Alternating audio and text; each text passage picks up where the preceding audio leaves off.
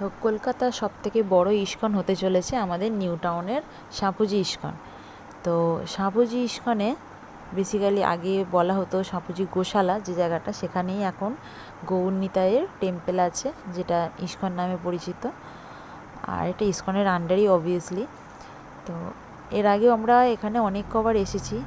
এখানে আমাদের যেহেতু বাড়ি থেকে এটা দূরত্ব মিনিমাম 40-45 মিনিট মতন রাস্তা। তো নিউ টাউনের বিশ্ব বাংলা গেট থেকে টার্নিং নিয়ে আমরা সোজা চলে গেছিলাম সাপুজি বাস স্ট্যান্ড। আর সাপুজি বাস স্ট্যান্ডের ওখান থেকে ইউটার্ন নিয়ে 5 মিনিট মতন রাস্তা গেলেই এসে যাবে ইস্কন টেম্পলটা, যেটা সাপুজিতে আছে। তো এর আগে আমরা যখনই এসেছি সকালে অথবা দুপুরে অনেক প্রোগ্রামে অ্যাটেন্ড করেছি এসে, বাট আজকে হঠাৎ সাডেনলি আমাদের প্ল্যান হলো যে বিকেলবেলাতে আমরা একটু গিয়ে দর্শন করে আসি। গতকাল রামনবমী গেছে, আসার অনেক ইচ্ছা ছিল, বাট কোনো কারণে হয়ে ওঠেনি। তো সেই ইচ্ছাটাই কোনো না কোনো জায়গায় পূরণ করার জন্য আজকে বিকেলবেলা কিছুক্ষণের জন্য হলেও আমরা একটু ঘুরে আসলাম। তো এই হচ্ছে ভিতরটা।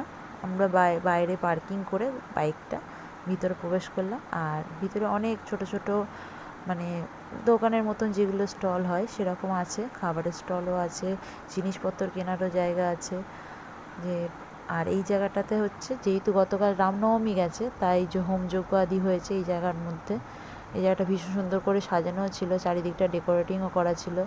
আর এইখানে নতুন মন্দির হচ্ছে, যেটা নাম হচ্ছে অভয়া তীর্থ টেম্পল। তো তার জন্য বেসিক্যালি চারিদিকে কনস্ট্রাকশনের কাজ চলছে। আর এই হচ্ছে সেই গোশালা, যেটা কিনা আমরা গিয়েছি এর আগে অনেক কবার, তখন কিন্তু অনেক বেশি পরিমাণে গরু ছিল। জানি না আমরা আজকে গেছি যখন তখন বেশি গরু দেখতে পাইনি যদিও। আর আমার ছেলে এখানটাতে আসলে ভীষণ খুশি হয় গরুদের দেখতে, গরুদেরকে সেবা দিতে। তো তার এখানে আসলে একটু ইচ্ছা করে গোমাতাদের সেবা করার। আর এই সামান্য ইচ্ছাটুকুনি তো আমরাও পূরণ করতে পারলে নিজেকে খুব ধন্য মনে করি। তো তাই জন্যই ওর ইচ্ছাটা একটু হলেও নিজেদের সামর্থ্য অনুযায়ী পূরণ করার চেষ্টা করেছি এখানে। আর এই জায়গাটাতে অনেক গরু থাকে, আজকে সেরকম ছিল না, দূরে অনেকগুলো গরু ছিল, বাট এই জায়গাটাতে ছিল না সেরকম।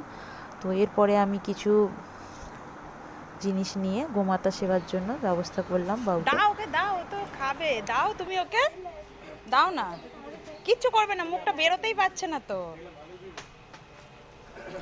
ছেড়ে দাও, তুমি ছেড়ে দাও, এটা দিয়ে ছেড়ে দাও। ওই দেখো খেয়ে নিল, দেখেছো? আমার ছেলে তো গোমাতাকে সেবা করার পর ভীষণ খুশি হয়েছে। আর এই জায়গাটাতে